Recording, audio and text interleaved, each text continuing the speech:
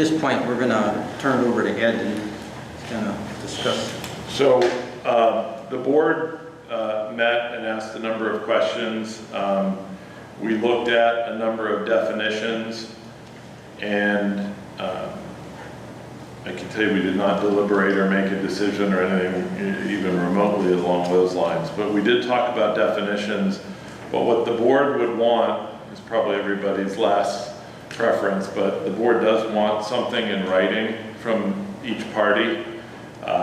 And specifically for the property owner, the board would request two things. One, if you can just, and you don't need to do a very detailed brief, but we would like clarity as to what exactly do you think is wrong with the decision of the zoning officer, if you can be as specific as you can. And two, if you can tell us what is the thing and under what authority can you place that thing on that property.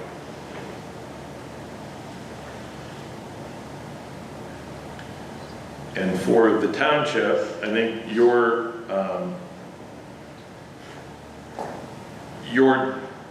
zoning violation kind of speaks for itself.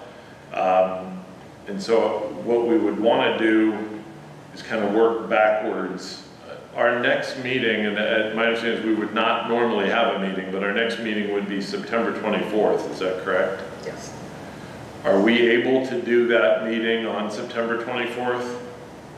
Yes. Okay, so we will recess this meeting. We're going to work back. We'll recess this meeting and reconvene on September 24th for the purpose of making a decision.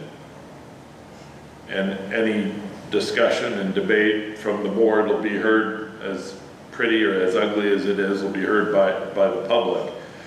But if we work backwards, we would ideally like to have the position of the property owner by September 10th, which is 2 weeks before the meeting, the hearing.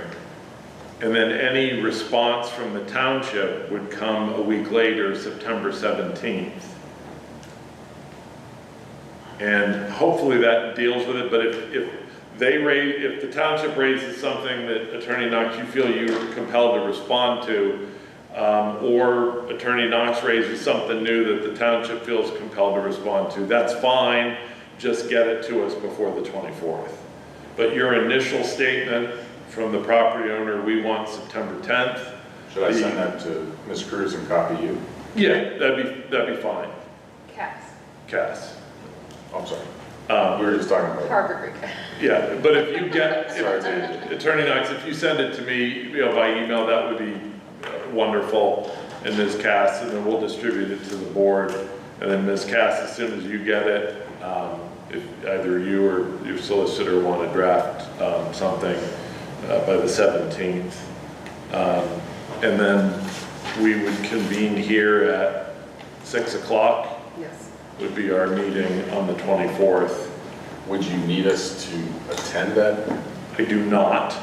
We're not going to take any additional testimony. We will render a decision. My best guess just from doing these, I don't think it'll be a long, the board's going to read everything and there'll be maybe some brief discussion. You're welcome to attend, you're not required to attend. And after that decision is made, then there would be a written decision from the board that would be appealable to the court. I will note that, not that I'm trying to escape any work, but we've got between now and September 24th, if the two parties are able to work something out and negate a need for a decision, but we'll make a decision one way or another on the 24th. Will we be privy to the information prior to the 24th, or we'll only see it? No, I won't do that to you. As soon as, just so we're clear, as soon as we get any statement, I will circulate it to the board, or Ms. Cass will circulate it to the board. But we need to be careful. You can read it, but you're not to have discussions with each other about what you think, or hey, that's a great point, or that's a terrible point. We'll have those discussions live on the 24th. Okay. Good. Thank you all. It's a little bit unique, but thank you. We need a motion to recess this? We will make a motion to recess and reconvene September 24th at 6. So move. Second.